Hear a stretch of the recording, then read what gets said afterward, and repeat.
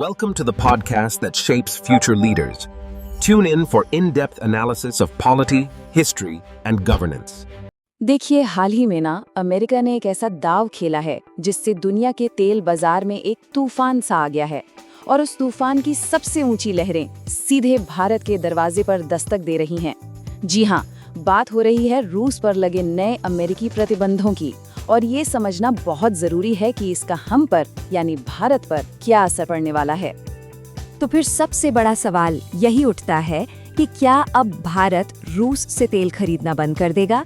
चलिए आज इसी बड़े सवाल का जवाब ढूंढते हैं और ये भी समझते हैं कि इसका असर आखिर आम लोगों की जेब पर कैसे पड़ सकता है। तो चलिए सबसे पहले ये समझते हैं कि आखिर ये पूरा माजरा है क्या। हुआ ये है कि अमेरिका ने रूस की दो सबसे बड़ी तेल कंपनियों को अपने निशाने पर ले लिया है और उन पर बहुत ही कड़े प्रतिबंध लगा दिए हैं और बस यहीं से पूरी कहानी शुरू होती है। और देखिए, ये कोई हल्के फुल्के प्रतिबंध नहीं है। अमेरिका ने सीधा रूस की तेल की दुनिया के दो सबसे बड़े नामों रोसनेफ्ट और ल्यूकॉइल पर निशाना साधा है। इसका मतलब यह है कि उनका पूरा का पूरा ग्लोबल ट्रेडिंग नेटवर्क ठप हो सकता है। अमेरिका में उनकी जितनी भी संपत्ति है वो सब फ्रीज हो जाएगी और 21 नवंबर के बाद कोई भी अमेरिकी व्यक्ति या कंपनी इनसे लेन देन नहीं कर पाएगी। लेकिन असली खेल तो यहाँ शुरू होता है, सेकेंडरी सैंक्शंस के खतरे से। इसका मतलब बहुत सीधा है। अगर भारत जैसी किसी भी दूसरे देश की कंपनी इन रूसी कंपनियों के साथ कोई भी डील करती है तो अमेरिका उस भारतीय कंपनी पर भी प्रतिबंध लगा सकता है। ये एक तरह से खुली चेतावनी है कि अगर उनसे व्यापार करोगे तो हमसे नहीं कर पाओगे। और जानते हैं, इस अमेरिकी चेतावनी की पहली गाज इस पर गिरी, भारत की सबसे बड़ी प्राइवेट रिफाइनर रिलायंस इंडस्ट्रीज पर। चलिए देखते हैं कि कैसे इस एक फैसले ने पूरी बाजी ही पलट कर रख दी है।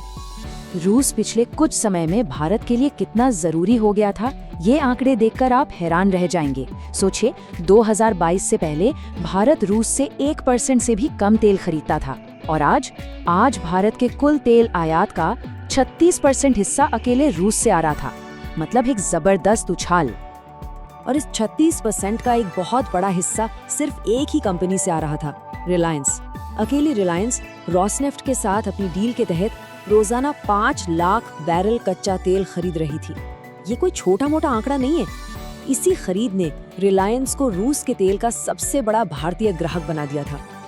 तो फिर हुआ क्या? जाहिर सी बात है, कोई भी कंपनी अमेरिका से पंगा नहीं लेना चाहेगी। तो इन अमेरिकी प्रतिबंधों के खतरे से बचने के लिए रिलायंस को मजबूरन इन रूसी कंपनियों के साथ अपने सारे लंबे सौदे रोकने ही पड़ेंगे। ये एक बहुत बड़ा बिजनेस फैसला है जो मजबूरी में लिया गया है। लेकिन रुकिए, ये कहानी सिर्फ भारत तक ही सीमित नहीं है। इन प्रतिबंधों ने चीन में भी खलबली मचा दी है, क्योंकि वो भी रूस के तेल का एक और बहुत बड़ा खरीदार है। अब जब हम भारत और चीन को आमने सामने रखते हैं ना, तो एक बहुत ही दिलचस्प तस्वीर उभरती है। चीन भारत से ज्यादा तेल खरीदता है, रोजाना करीब 20 लाख बैरल। लेकिन हैरानी की बात यह है कि भारत अपनी जरूरत का 36% तेल रूस से मंगा रहा था, जबकि चीन सिर्फ 20%। मतलब निर्भरता के मामले में भारत कहीं ज्यादा आगे था। तो जाहिर है चीन के लिए भी मुश्किलें कुछ कम नहीं हैं। उन्हें जो सस्ते रूसी तेल का मजा मिल रहा था वो अब बंद हो सकता है। इससे उनकी पूरी सप्लाई चेन बिगड़ सकती है और तो और उनके बैंकों और ट्रेडर्स पर भी अमेरिकी ब्लैकलिस्ट में आने का खतरा मंडरा रहा है। तो अब जरा बड़े पर्दे पर देखते हैं कि इस जियोपॉलिटिकल चेस गेम का ग्लोबल तेल बाजार पर फौरन क्या असर हुआ। क्योंकि देखिए, जब दो इतने बड़े खरीदार अचानक बाजार से हटते हैं तो असर तो होना ही था। असर तो देखिए बिल्कुल बिजली की रफ्तार से हुआ।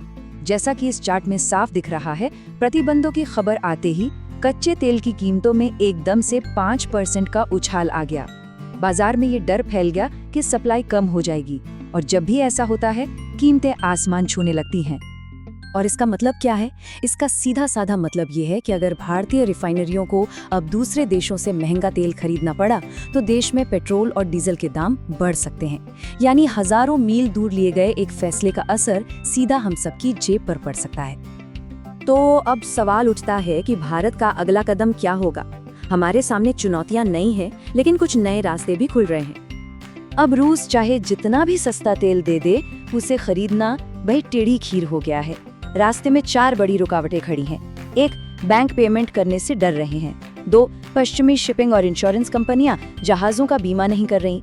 3. अमेरिका हर खेप की बारीकी से जांच करेगा कि तेल आया कहां से। और 4. इन सबसे बड़ा डर सेकेंडरी सैंक्शंस का। तो भारत ने क्या किया? देखिए, भारत की नई रणनीति साफ दिख रही है। फोकस तेजी से रूस से हटकर मध्य पूर्व यानी मिडिल ईस्ट की ओर जा रहा है।